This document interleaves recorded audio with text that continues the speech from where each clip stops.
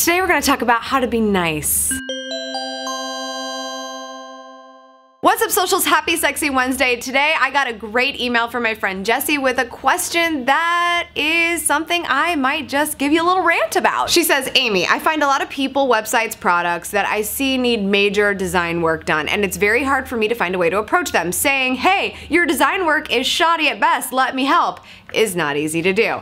I don't say that per se, but even nicing it up doesn't make it approachable. I was curious about thoughts that you have for this. I doubt it's enough for a question to warrant a video, but I would love your input. Surprise! Warrants a video! Jessie, this is a great question. Actually, there's a lot of people that like to email me and let me know how crappy my website and design is. You know, there's nothing like having an amazing audience of people who email you and say, your logo is the worst thing I've ever seen. Or, what's with the layout of your website? It's so amateur. Or, you're so ugly, I can fix it. Okay, maybe not that last one. It's just not cool to tell somebody their stuff is ugly and then tell them you can fix it. Like, I know we are real around here, but that's not how you cold call someone. That's just not real life. I learned a great piece of advice in one of Seth Godin's recent blog posts. If you're not on his email list, I mean, you should be. His blog posts are so quick to read and they're always so amazing. But this one was about the difference between being found and being discovered. There's a big difference. If something is found, you were looking for it in the first place. You were searching your little search buttons or searching the world and you found it, right? Being discovered is somebody happening upon you and being like,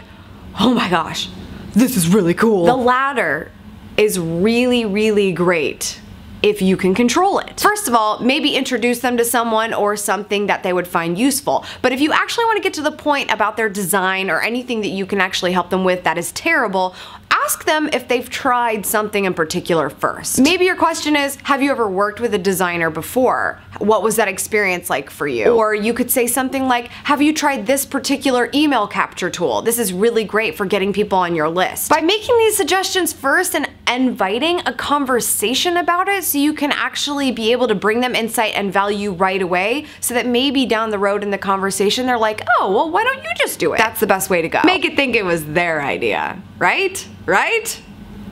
Yeah. But just so you know, all of you who email me and tell me my design is terrible and my logo is awful, my face is all kinds of weird, your emails go straight to the trash, okay? I don't even archive those. They go to the trash because I would never ask you to help me if you're going to break me down first. You gotta butter me up, honey. That's all for today, socials. Thank you so much for tuning in. I appreciate it as always. This has been your Sexy Wednesday episode, and tomorrow we'll be back for Social Thursday. So glad my mic's plugged in today, because that was a very unfortunate discovery when I was editing.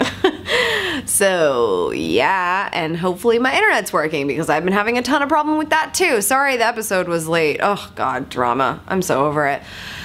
Let's move on, shall we? See you tomorrow.